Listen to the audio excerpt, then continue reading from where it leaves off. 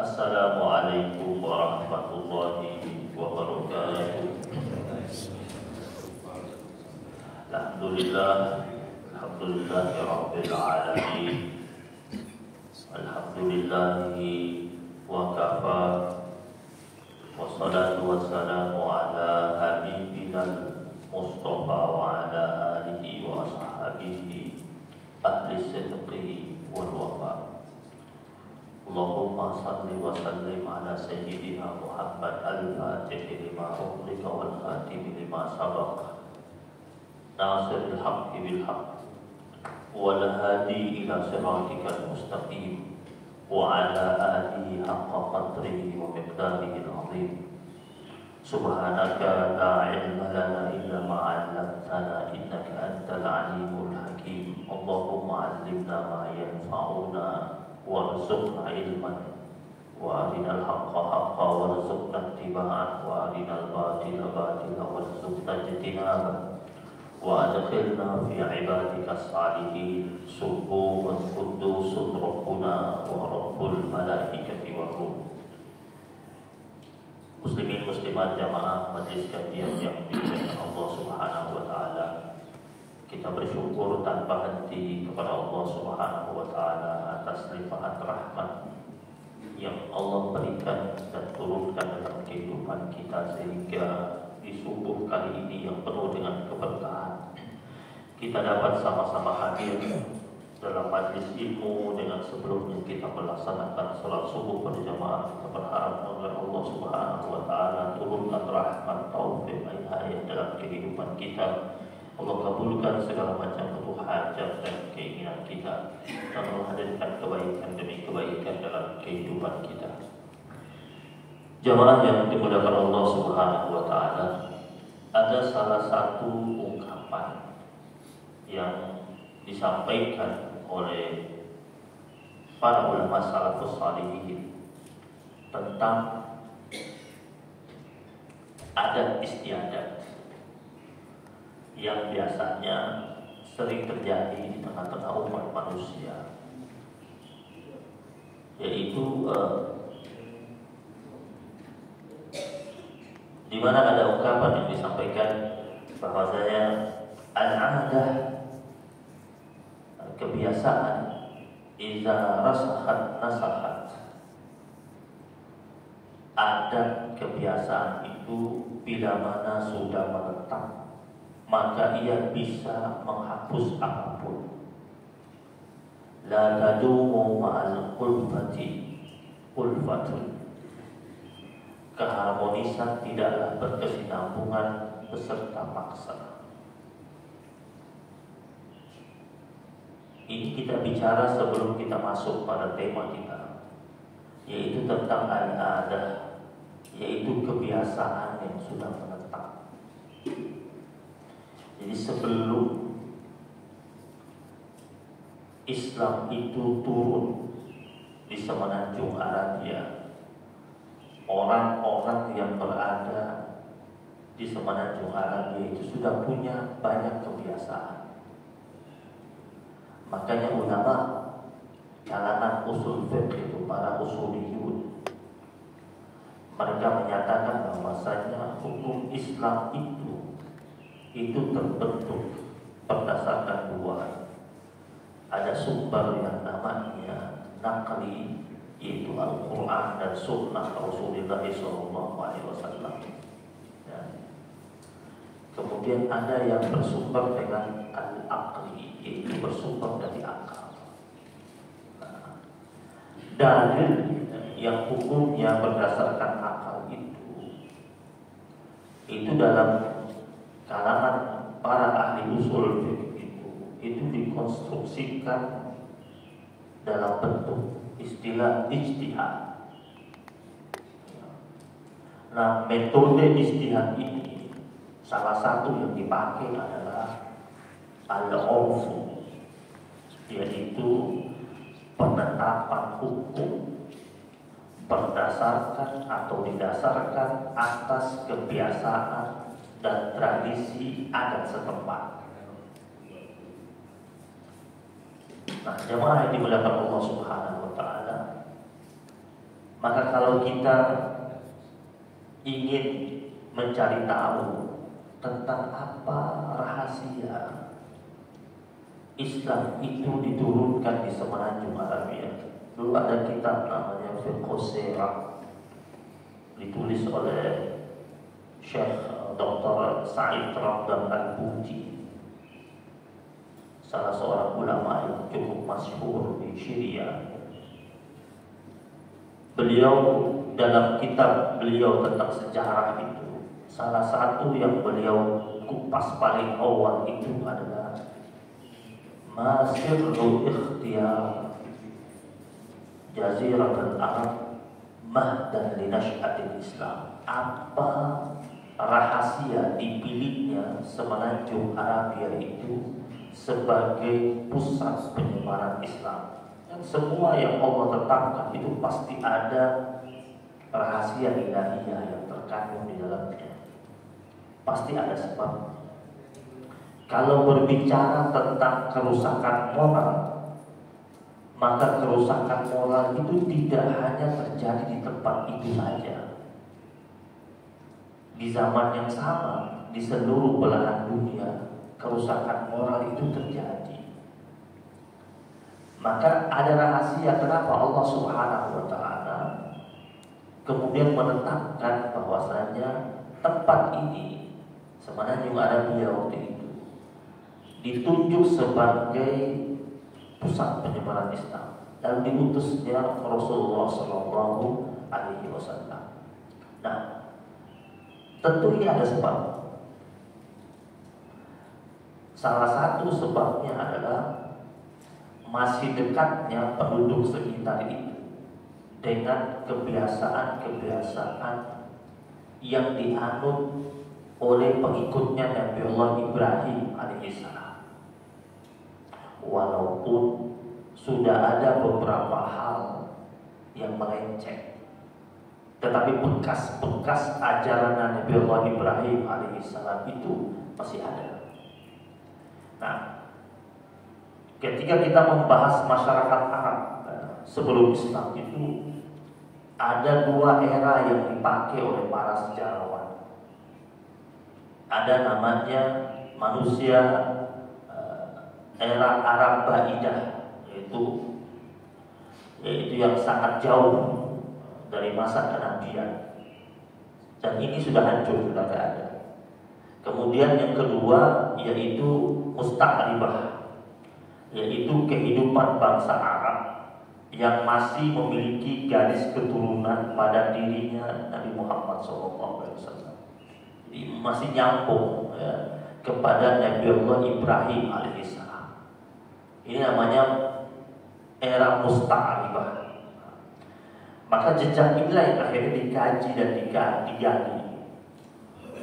Dan ternyata orang-orang Mekah, kota tempat kelahiran Islam itu, adalah orang-orang yang sudah menorehkan kemajuan kebudayaan.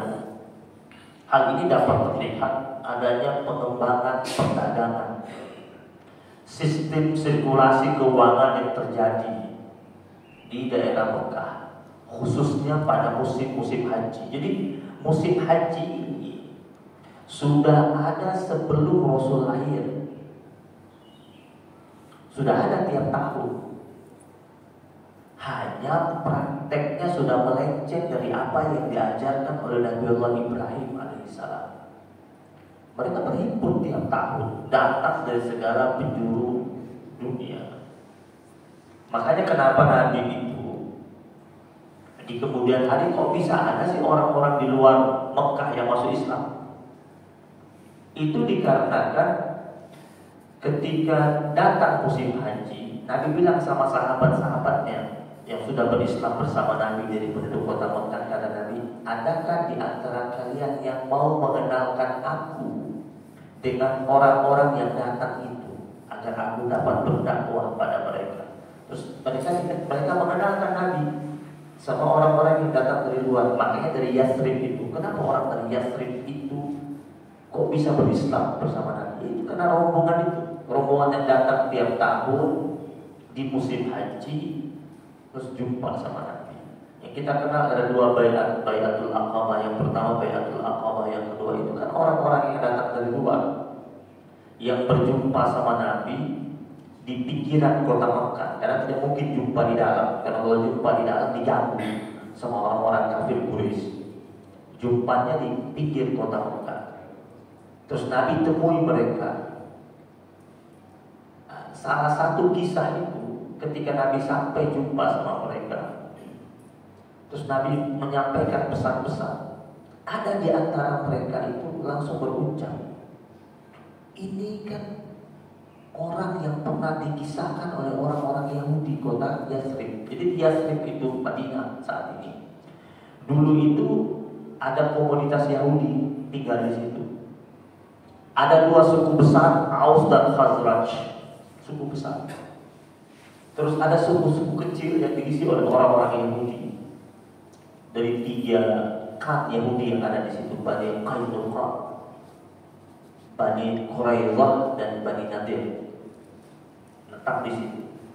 Ya. Kemudian orang-orang Yahudi yang minoritas ini, mereka suka bilang begini sama orang-orang dari kalangan Aus dan Khazraj, suku yang besar itu. Mereka bilang, kita lagi nunggu Nabi Pamungkas. Dan harapan mereka dari kalangan mereka dong.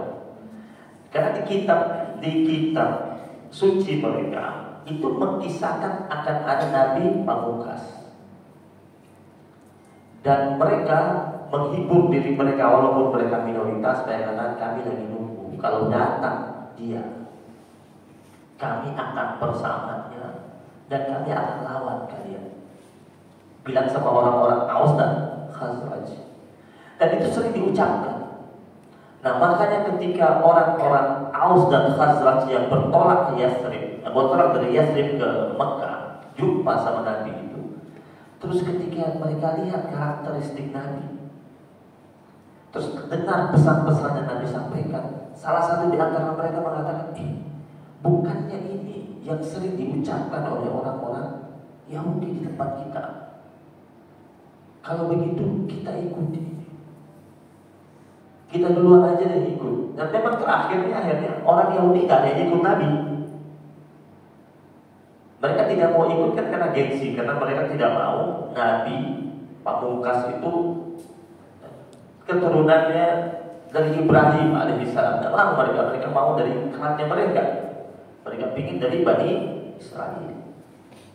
Nah jamaah yang dirahmati Allah SWT, hingga akhirnya orang-orang Aus dan Khazraj ini akhirnya berislam. Itu datangnya kapan? Mereka datang ketika musim-musim haji. Nabi temui mereka. Rombongan yang pertama tahun musim pertama yang mereka jumpai Nabi, jumlah mereka sedikit. Datang lagi tahun berikutnya jumlahnya banyak. Jumlahnya kurang lebih sekitar 75 orang. Nah, ketika mereka pulang, mereka berpesan kepada Nabi kalau boleh ada yang ikut sama-sama mereka untuk mensyiarkan Islam di sana. Akhirnya Nabi utus namanya Mus'ab bin Umair. Mus'ab bin Umair itu orang yang pertama kali masuk ke Yathrib, masuk ke Madinah untuk menyampaikan Al-Quran kepada orang-orang yang ada di Yathrib. Maka dia dapat julukan sebagai Muqri'ul Madinah, orang yang membaca Al-Quran di kota Madinah. Muqri'ul Madinah, yang membaca Al-Quran di kota Madinah. Dan dia memang ditugaskan sama Rasul. Jadi Nabi pun pilih orang untuk ke sana. Nabi pilih. Kenapa tidak Nabi kirim Umar? Kalau Nabi kirim Umar bisa ribut. Ya. Umar karakternya tegas dan keras. Nabi kirim Mus'ab. Mus'ab ini orang yang lembut, komunikasinya bagus, santun, senyum. Orang lihat dia belum ngomong, orang lihat itu udah suka. Mus'ab bin Umair. Dan kalau dia ngomong, semua orang jatuh hati seperti itu. Suka sama ucapannya Mus'ab. Karena memang dia piawai banget dalam berkomunikasi. Bahkan orang yang keras sekali seperti salah seorang tokoh, Sa'ad bin Mu'az, tokoh Ansor. Sa'ad bin Mu'az yang cukup keras penolakannya terhadap dakwahnya Mus'ab bin Umair, itu bisa luluh hatinya dan berislam di bawah tangan Mus'ab bin Umair. Dan setelah itu dia kembali ke kampungnya, dia ajak seluruh warga kampungnya untuk bersyahadat. Itu Sa'ad bin Mu'az, orang yang dikira susah untuk memeluk agama Islam. Dan ketika ketemu dengan Mus'ab bin Umair, ngobrolnya tak lama, hitungan menit, langsung mengucapkan 2 kalimat syahadat. Padahal waktu dia datang jumpai Mus'ab bin Umair, itu dia datang dengan menunggangi kuda bawa tombak, mau bunuh Mus'ab bin Umair. Di rumahnya As'ad bin Zurarah. As'ad bin Zurarah ini sepupunya, misanannya Sa'ad bin Mu'az. Si Mus'ab bin Umair tinggal di rumahnya Sa'ad bin Zurarah. Jadi dia datang tuh dia kesal 2 hal yang dia kesal. Ini nyebarin agama baru menurut dia. Yang kedua, dia kesal juga kenapa? Karena misanannya sudah berislam bersama Mus'ab bin Umair.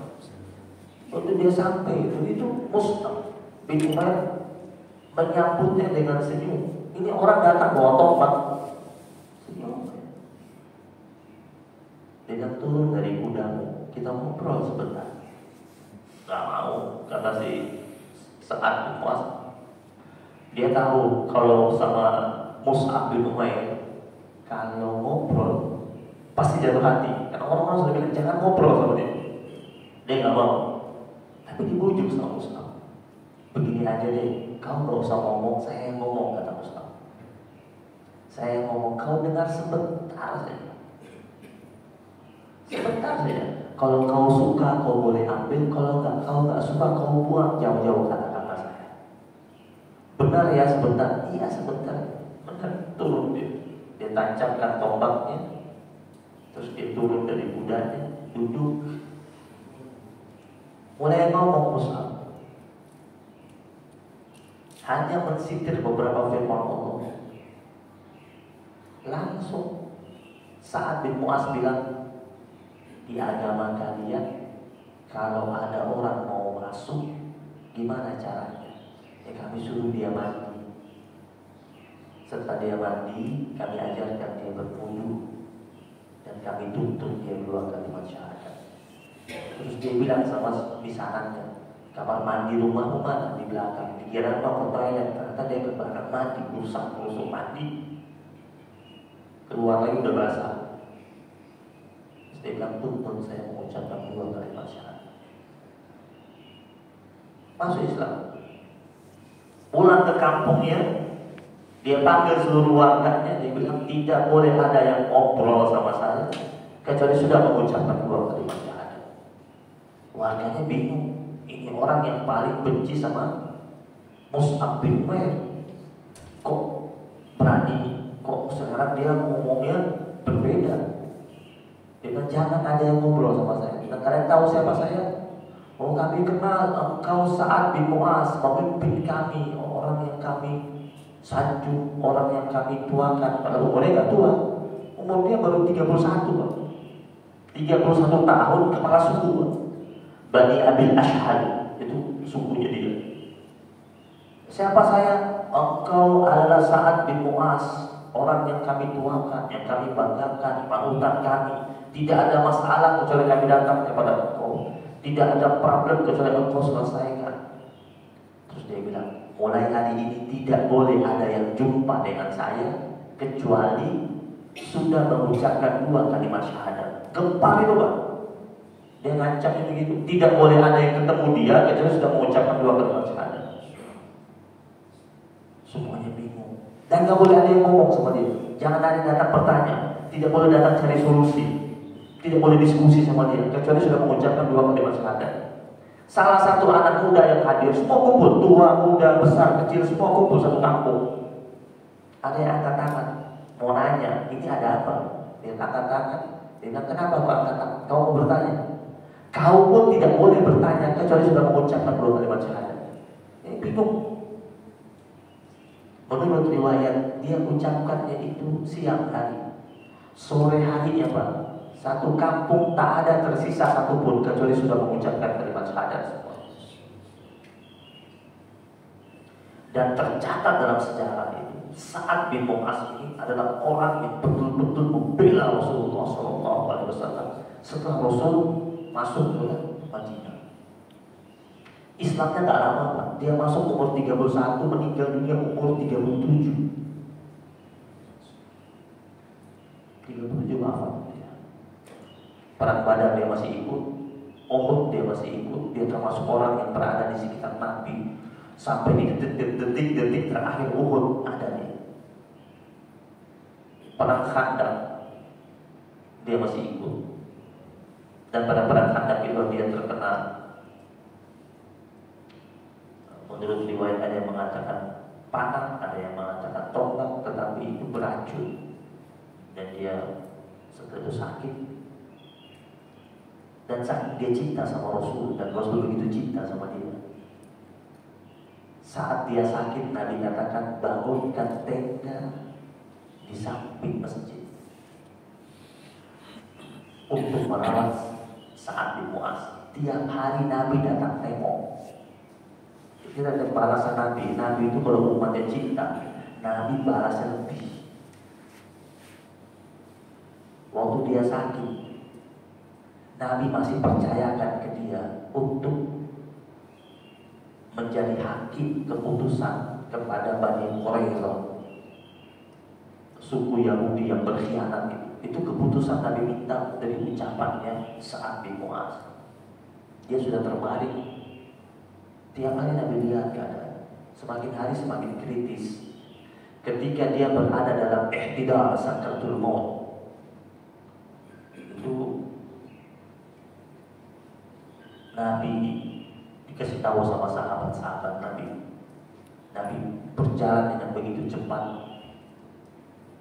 Kemudian Rasulullah SAW memangku kepalanya Sa'ad bin Mu'adz di pangkuan Nabi. Dia dalam keadaan sudah setengah sadar. Dia tatap Nabi dengan tatapan yang sudah sayu. Dia bilang, ya Rasulullah, aku hanya minta satu sama engkau. Kau ridho sama aku. Nabi bilang apa ya Sa'ad? Demi Allah yang mengutus aku sebagai utusannya, aku ridho sama engkau. Dan dia meninggal dunia. Hanya sedikit dari sahabat Nabi yang wafat di pangkuannya Rasulullah SAW. Salah satunya Sa'ad bin Mu'adz. Dan ketika dia meninggal dunia, Nabi bersabda, hadis sahih. Saya mengatakan ihtazzal arsh limauti Sa'ad bin Mu'adz atau kama qala Rasulullah SAW. Arsh Allah itu berguncang karena wafatnya Sa'ad bin Mu'adz. Waktu mengantar jenazahnya itu, Nabi mengantarnya sambil berjinjit. Ditanya sama sahabat-sahabat Nabi, kenapa engkau mengangkat jenazahnya sambil berjinjit? Kata Nabi, bagaimana aku tidak berjinjit? Karena jenazahnya Sa'ad bin Mu'adz disambut oleh 70.000 malaikat. Islamnya singkat Islamnya. Tetapi mulia banget di sisi Allah Subhanahu wa Ta'ala. Nah, jemaah yang dirahmati Allah Subhanahu wa Ta'ala, kita kembali kepada tradisi-tradisi apa saja yang ada di pra-Islam ini. Ada yang diadopsi sama Islam, ada yang diadopsi semuanya, ada yang diambil sama Islam tapi diperbarui. Ya. Seperti tawaf itu, orang-orang Arab zaman jahiliyah tawaf. Ya. Hanya tawaf yang mereka lakukan sama. Putarannya memang 7, tetapi mereka tanpa busana. Kemudian di sekitar mereka masih banyak patung-patung dan tidak mengucapkan kalimat talbiyah. Ya. Tapi ucapan-ucapan sanjungan terhadap patung-patung yang ada di sekitar mereka yang mereka buat sendiri. Ada Hubal, ada Lata, Uzza, Manat. Itu yang mereka sanjung-sanjung. Datang Islam, tawafnya tetap ada, tetapi diperbaharui. Kalimat-kalimat yang mengandung unsur kemusyrikan diganti dengan kalimat talbiyah itu. Labbaik Allahumma labbaik, labbaik la syarika laka labbaik, innal hamda wan ni'mata laka wal mulk la syarika lak. Itu diajarkan sama Nabi kepada sahabat-sahabatnya agar tawaf yang dilakukan itu betul-betul murni dalam prosesi mengesahkan Allah Subhanahu wa taala dan mengikrarkan bahwasanya kita tidak akan pernah menyebutkan Allah Subhanahu wa taala. Jadi tradisi keagamaan sebelum Islam datang itu sudah ada tradisi ziarah ke Ka'bah. Hanya mereka pujian-pujiannya mereka memandangkan kepada pujaan kepada Hubal, Lata, Uzza, ya. Kemudian menyembelih juga. Mereka sembelih. Tapi waktu itu mereka sembelih untuk patung-patung itu. Sembelihan ini tidak dihapus oleh Rasulullah Sallallahu Alaihi Wasallam, tetapi semata-mata diniatkan taqarruban ila Allah Subhanahu wa taala.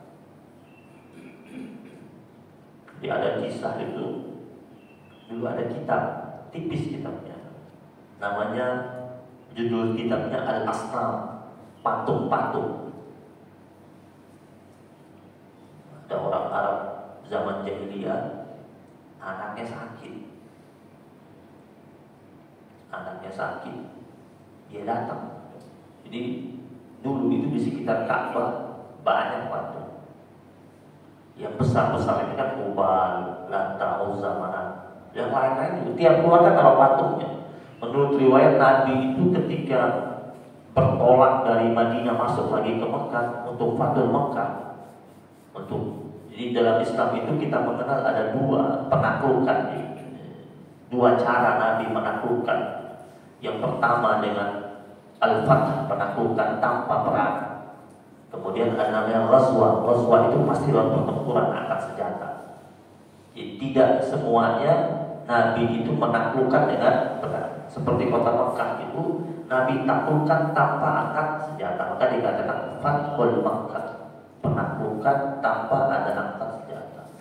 Nah, waktu Nabi datang, Nabi bertolak dari Madinah masuk ke Mekah. Menurut riwayat Nabi berjalan bersama rombongannya sambil membaca firman Allah, Inna fatahna laka fathan mubina, dan seterusnya. Kemudian ketika masuk di kota Mekah, kemudian Nabi pertama kali tertuju ke arah Ka'bah. Kemudian setelah itu Nabi menghancurkan patung-patung di sekitarnya dengan menggunakan ujung busurnya. Ada yang mengatakan ujung tombaknya, ada riwayat yang mengatakan dengan ujung panah busurnya itu Nabi sentuh saja, Nabi sentuh pada jatuh semuanya. Menurut riwayat sekitar situ ada sekitar 360 patung. Berarti hampir tiap keluarga taruh patungnya di situ. Nah, dalam kitab Al-Asnam itu ada orang, dia punya anak sakit berhari-hari sudah, semakin hari semakin panas, dia datang ke patungnya dia bilang, anak saya sakit, tolong sembuhkan. Dia bawa onta, dia sembelih ontanya, dia lumurin darah ontanya di patung. Dia pulang. Besoknya belum sembuh. Datang lagi hari kedua, bawa onta kedua. Dia potong lagi. Anak saya belum sembuh, itu onta yang kedua saya bawa. Sembuhkan anak saya. Dilumurin lagi. Dia pulang. Tambah panas badannya. Hari ketiga dia bawa onta yang lebih cakep. Dia bilang mungkin ini yang dua kemarin kurang cakep, cari yang mahalan, cakapan. Dia bawa, disembelih, dilumurin lagi. Dia bilang ini saya bawa yang terbaik. Ayolah sembuhkan anak saya. Nggak sembuh juga. Hari keempat dia datang, dia nggak bawa onta, Pak.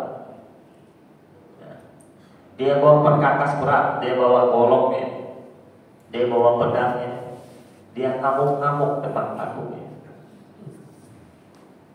Dan dia hajar patungnya sampai lumpuh. Dia bilang percuma, 3 onta sudah saya berikan kepada kau anak. Ada orang marahin Tuhannya. Itu saat itu.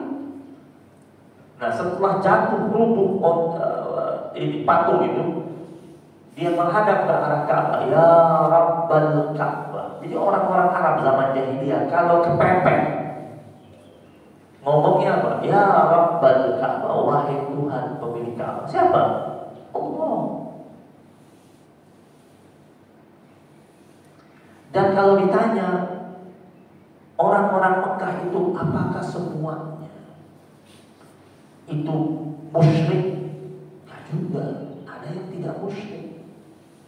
Yang tidak musyrik itu mereka yang masih berkeyakinan dengan millah Ibrahim. Contoh,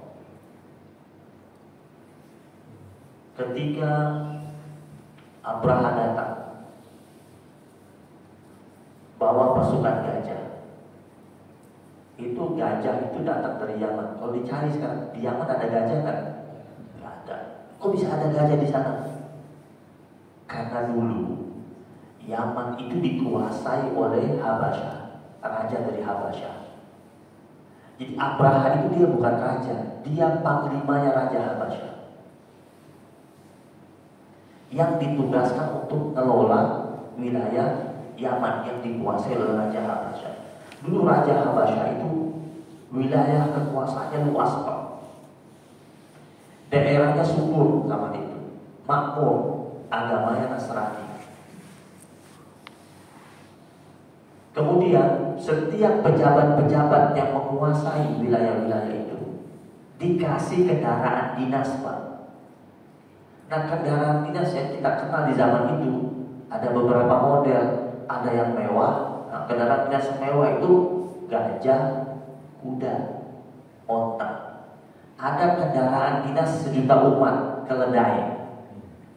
Jadi kalau keledai itu murah meriah dia, nggak bisa jalan jauh. Ya kan ada kendaraan dinas yang nggak usah sebut mereknya, nih tersinggung yang punya merek. Nah, jadi gajah itu kendaraan dinas yang memang khusus. Jadi dikasih itu dikirim tuh ke sana ke Yaman untuk dipakai oleh Abraha dan petinggi-petingginya. Maka ketika dia bergerak itu dia bawa itu gajahnya itu. Dan gajah itu berada di depan, diikuti sama pasukan-pasukan berkuda. Maka dia bilang tentara gajah karena di depannya garda terdepannya gajah-gajah. Bawa rantai. Jadi rencananya itu rantai itu nanti dikaitkan di tembok-tembok Ka'bah, tinggal ditarik lumpuh. 1 kali tarik lumpuh. Nah, sebelum dia masuk ke wilayah Mekah itu, di pinggiran kota Mekah dia rampok. Jadi dia rampok orang-orang kaya kota Mekah yang punya hewan-hewan ternak. Hewan-hewan ternak kan biasanya berada di pinggir-pinggir kota Mekah. Dirampok sama Abraha, diambil, termasuk punyanya Abdul Muthalib, kakeknya Nabi, diambil. Nah, ketika dia mau masuk ke sekitar Mekah, ke sekitar Ka'bah, Abraha bilang, panggil siapa yang kalian tuakan, temui saya. Orang-orang utusnya Abdul Muthalib, kakeknya Nabi, ketemu dengan Abraha. Abraha bilang apa? Saya mau masuk, mendingan kau suruh wargamu minggir daripada nanti keinjak sama saya punya gajah-gajah ini. Saya mau hancurkan itu Ka'bah. Terus dia tanya sama Abdul Muthalib, apa pesan terakhir? Abdul Muthalib malah bilang sama Abraha, saya hanya minta satu. Sebut apa yang kau minta. Dia bilang, saya minta engkau kembalikan onta-onta saya yang kau rampas, ratusan ekor. Abraha tertawa. Kata Abraha, katanya kau pemimpin kaum, kau gak mikirin kaummu, kau gak mikirin itu Ka'bah yang dibanggakan sama kaummu yang mau saya hancurkan, malah kau pikirkan dirimu sendiri. Dia bilang, kau pemimpin macam apa ini? Dia bilang sama Abdul Muthalib, apa kata Abdul Muthalib? Urusan engkau sama saya, yaitu barang-barang saya itu. Ya harta saya kau ambil itu onta-onta itu. Adapun urusan engkau sama Ka'bah, bukan sama saya serahkan sama yang punya aja. Ada yang punya, bukan punya saya. Itu ucapannya Abdul Muttalib. Jadi dia bilang sama Abraham mengenai Ka'bah, saya tidak bisa halangi engkau. Kalau mau pasukan besar, siapa saya? Itu urusan engkau sama yang punya, pemiliknya. Dan memang terjadi, memang urusan dia sama siapa? Sama Allah Subhanahu wa Ta'ala. Gitu. Berikutnya, ketika Nabi masih kecil, ketika musim kemarau yang melanda kota Mekah yang begitu lama, itu orang-orang berkumpul di sekitar Ka'bah. Abdul Muttalib gandeng tangan Rasul yang masih kecil itu, cucunya yang masih kecil itu, datang ke dinding Ka'bah, menyandarkan tubuhnya di dinding Ka'bah, terus mengatakan, Ya Rabbal Ka'bah, wahai Tuhan pemilik Ka'bah, negeri kami telah kering, hewan-hewan pada kurus, tumbuh-tumbuhan mengering, sumber air sulit, turunkan hujan buat kami. Seketika itu pula langsung gelap di sekitar Mekah dan turun hujan. Jadi orang-orang di kota Mekah pada tempo-tempo tertentu, ketika mereka sangat berharap, maka yang mereka ucapkan, Ya Rabbal Ka'bah. Wukuf. Di zaman jahiliyah mereka sudah melaksanakan wukuf, jumroh. Kemudian sakralisasi Zulqa'dah, Zulhijjah, Muharram dan Rajab. Itu memuliakan bulan ini. Itu di zamannya jahiliyah mereka sudah memuliakan ini. Jadi datang Islam tidak menghapus ini. Tetapi Islam memuliakan bulan-bulan ini dengan norma-norma dan nilai-nilai Islam. Ini bulan-bulan ini orang-orang Arab zaman jahiliyah mereka nggak berani perang, nggak berani perang. Datang Islam, bulan-bulan ini tetap dimuliakan dan diperintahkan sama Nabi kepada umatnya untuk memuliakan bulan ini dengan meningkatkan amaliyah ibadah dan menjauhi maksiat. Jadi bulan yang betul-betul ditekankan untuk peningkatan ibadah seperti Rajab, Sya'ban, Ramadan. Ini kita masuk Rajab nih, udah mau akhir Rajab ini. Kita bilang Allahumma barik lana fi Rajab wa Sya'ban wa ballighna Ramadan. Rajab ini ulama mengatakan Rajab itu syahrul istighfar. Kenapa? Bulan di mana kita dianjurkan berbanyak baca istighfar sebanyak-banyaknya, agar kita mampu menjauhi segala macam bentuk maksiat. Karena berlaku maksiat di bulan haram ini, di bulan Rajab itu banyak dosanya berlipat-lipat, dan melakukan kebaikan pahalanya berlipat-lipat. Nah, masuk bulan Sya'ban, bulan di mana Nabi itu menggiatkan amaliyah ibadah untuk menyambut Ramadan. Sampai ada riwayat dikatakan Nabi itu puasanya di bulan Sya'ban itu, puasa sunnahnya itu melebihi jumlahnya daripada puasa sunnah di bulan-bulan di luar bulan Sya'ban. Itu giatnya Nabi dalam mau menyambut bulan suci Ramadan.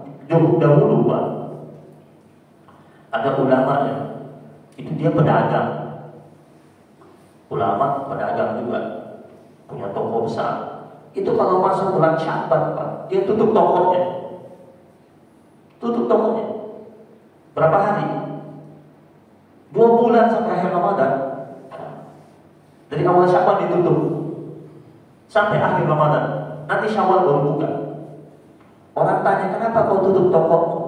Ihtiraman di Ramadan, menghormati bulan suci Ramadan. Jadi dia sudah persiapan dari bulan Sya'ban. Kalau kita kan datang Sya'ban itu lumayan buat dagang. Yang dagang baju, yang dagang kue kering, yang jualan makanan-makanan untuk berbuka, siap persiapan. Ini simpan di kulkas, di banyak promo-promo barang-barang. Ini ulama ditutup tokonya. Orang tanya lagi sama dia, engkau gak khawatir kehilangan pelanggan? Untuk 2 bulan Pak tutupnya, kehilangan pelanggan. Orang di kita aja kalau dagang hari Jumat nih, gak usah bulan Syaban deh, hari Jumat datang Jumatan, dia panggil istrinya, jagain toko, disuruh jangan tutup tokonya, disuruh istri jaga, dia pergi sholat Jumat. Dia perginya nanti khatib sudah naik, dia belum pergi ya. Pasti khatibnya sama tuh, Ustaz Yusuf, khatibnya Ustaz Yusuf. Wah ini khatibnya lama nih, setengah jam, gak pergi dia, nanti dulu. Wah kedengarannya suaranya dia ngerti, ini pasti lama khutbahnya, nunggu dulu khutbah kedua baru lari. Dan itu pun ambil sop paling belakang, datang paling akhir, pulang paling duluan. Ini ulama ditutup, dibilang Anda gak takut kehilangan pelanggan. Apa dia bilang? Saya lebih takut kehilangan Allah ketimbang kehilangan pelanggan. Ditanya lagi, kalau begitu omsetmu akan kurang karena 2 bulan tutup. Berarti dia dianggap dagangnya cuma 10 bulan. Apa kata ulama tersebut? Alhamdulillah, saya bersyukur kepada Allah. Saya berdagangnya selama 10 bulan, tapi omset saya 14 bulan. Kok bisa begitu dia? Jadi dia itu di bulan Rajab itu pelanggannya berkali-kali lipat Allah kasih. Karena dia dagangannya tokonya besar, kelontongan, barangnya murah. Jadi para pelanggannya sudah ngerti dia bakal tutup bulan Syaban, itu pada borong. Pada borong. Naik tuh di bulan Rajab. Nanti setelah itu masuk Syawal, pelanggannya juga membludak lagi. Dia belum buka toko udah full. Jadi yang atur pelanggan siapa? Allah kan. Yang kirim pelanggan yang untuk tetap sama dia siapa? Allah. Karena dia kuat sama Allah. Makanya ulama sering mengatakan bulan Rajab dan bulan Sya'ban itu adalah bulan persiapan untuk melakukan pendaratan yang begitu mulus dan begitu indah di bulan suci Ramadan. Persiapan di mana? Di bulan Rajab dan Sya'ban. Sehingga ketika masuk Ramadan itu seluruh Ramadan running well semuanya. Oke semuanya. Dari awal sampai akhir. Kuat semuanya. Kalau dia sudah latihan puasanya, sudah latihan qiyamul lailnya di bulan Rajab, bulan Sya'ban khususnya. Nanti datang Ramadan itu insya Allah tarawihnya gak ada yang bolong. Kenapa? Karena dia sudah kuat qiyamul lailnya di bulan Sya'ban. Tapi kalau dia tidak kuatkan, tidak melakukan riyadhah rohaniyah, dia tidak olah rohaniyah di bulan Rajab atau Sya'ban itu nanti pas Ramadan itu semangat tarawihnya hari pertama sampai hari ketiga. Dan itu yang terjadi di masjid-masjid hari pertama sampai hari yang ketiga itu masjid full, rame. Sampai-sampai DKM masjidnya musyawarah bagaimana kalau kita luaskan masjid, naik bikin sampai 3 tingkat, gak ketampung jamaahnya. Kata yang lain nanti dulu. Ini nanti kita lihat sampai hari kelima. Ternyata benar hari kelima yang di emperan udah gak ada. Softnya mengalami kemajuan, maju ke depan. Nah itu yang tetap bertahan itu. Kita harus meyakini dan berhusnuzan. Yang tetap bertahan, tetap ada sampai malam terakhir. Itu orang-orang yang sudah terbiasa riyadhah rohaniyahnya, sudah mengolah rohaninya dari duluan bulan Ramadan. Contoh lagi, orang yang sudah terbiasa latihan puasa sunnah di luar Ramadan, itu ketika datang Ramadan dia tak kaget. Habis puasa subuhnya tetap jalan biasa saja, tetap berangkat ke kantor aktivitas. Tapi coba lihat di masyarakat kita, datang Ramadan hari pertama, hari kedua, coba lihat jalanan sepi, kantor pada libur, anak sekolah libur, angkot malas narik, gak ada penumpang katanya. Kenapa? Habis sahur, habis subuh tidur, bangunnya jam 12. Sholat zuhur tidur lagi penyesuaian. Tapi kalau dia sudah biasa puasa sunnah sebelumnya, dia gak kaget. Yang kaget-kaget itu karena baru ketemu setahun sekali. Jadi menghormati bulan-bulan haram ini sudah dilakukan oleh mereka. Mengistimewakan hari Jumat, itu orang-orang Arab zaman jahiliyah. Itu hari Jumat itu zaman setelah datang Islam, sholat Jumat. Dulu orang-orang Arab zaman jahiliyah pertemuan agung itu dibuat pada hari Jumat. Datang Islam, dijadikan mulia hari Jumat dengan sholat Jumat. Nabi hajjul fuqara, hajinya orang-orang fakir, dijadikan sebagai sayyidul ayyam. Kemudian berikutnya, garis kekerabatan keturunan berdasarkan jalur ayah. Itu dari zaman-zaman orang Arab zaman jahiliyah. Datang Islam menguatkannya. Ud'uuhum li'abaihim, Al-Quran itu. Panggillah mereka atas nama bapak mereka. Bin. Dari zaman jahiliyah sudah ada. Jadi ada tradisi dari Nabi Allah Ibrahim alaihissalam yang masih diadopsi oleh orang-orang Arab zaman jahiliyah. Kemudian adopsi sudah biasa di mereka mengadopsi anak. Datang Islam, hukum adopsi dibolehkan. Hanya dulu di zaman jahiliyah, anak yang diadopsi itu dibinkan langsung yang mengadopsinya. Tapi datang Islam, mengadopsi anak boleh, diperbaiki sama Islam. Mengadopsi anak boleh, tapi tidak boleh dibinkan, ya, dinasabkan kepada orang yang mengadopsinya. Ya. Kemudian sistem hukum kisas itu sudah ada sebelum datangnya Islam. Ya. Ya. Lazim dipraktikkan oleh mereka itu. Ya. Kemudian datang Islam menguatkan itu tentang hukum kisas itu. Ya. Pinjam-meminjam, sistem perniagaan, pertanian, kontrak tanah, kontrak kebun-kebun kurma sudah ada di zaman mereka itu. Ya. Kemudian dalam hukum waris laki-laki memiliki otoritas yang lebih tinggi, sudah ada di zaman mereka itu. Jadi ketika dikatakan orang-orang Arab itu mereka jahiliyah di sini adalah mereka mengalami kebangkrutan dalam bidang spiritual. Jahiliyah mereka di situ. Mereka terjebak dengan sesembahan dalam bentuk patung-patung yang dijadikan sebagai berhala-berhala sesembahan mereka. Kemudian ini sifat, mereka ada sifat positif, ada sifat negatifnya. Biar jadi seperti sinetron, biar penasaran, kita lanjutkan pada pertemuan yang akan datang. Apa positifnya orang-orang Arab zaman jahiliyah? Ada sifat-sifat positifnya, juga ada sifat-sifat negatifnya. Dan sifat-sifat negatifnya itu ternyata masih berlaku sampai sekarang. Salah satunya saya kasih bocoran, biar lanjut nanti. Salah satunya sulit bersatu. Itu sifat negatifnya. Dari dulu sampai sekarang sulit bersatu. Jadi ada yang mengatakan psikologi padang pasir. Kita tahu pasir kan? Pasir itu walaupun ditaruh dalam satu karung, kita buka karungnya lihat satu kan? Nggak satu. Kecuali dikasih semen. Semen itu Islam perangkat itu. Makanya Islam datang dengan payung besar namanya ukhuwah Islamiyah.